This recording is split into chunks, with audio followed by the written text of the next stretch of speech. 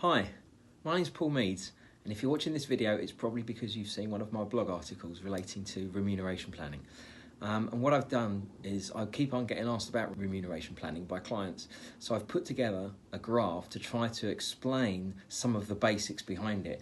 However, it's very important to understand that remuneration planning is bespoke to each individual because people have different personal goals, they have different costs of living, they may have different forms of income like rental income, pensions, interest, investment.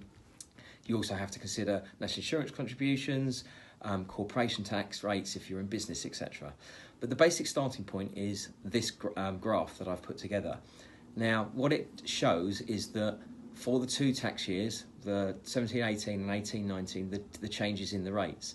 So we have personal allowance going from 11,500 to 11,850, and that's where in the UK none of us have to pay any tax at that income level. We then have a basic rate threshold and a higher rate threshold, and that you don't need me to repeat the numbers that you can see on screen.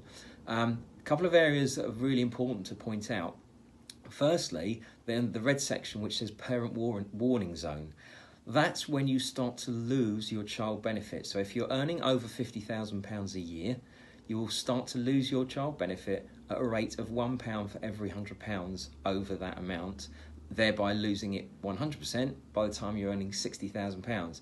Now, it's important that you recognise that when you're deciding how much to pay yourself out of your company, and also to consider your spouse or partner's income if you are married or in a civil partnership.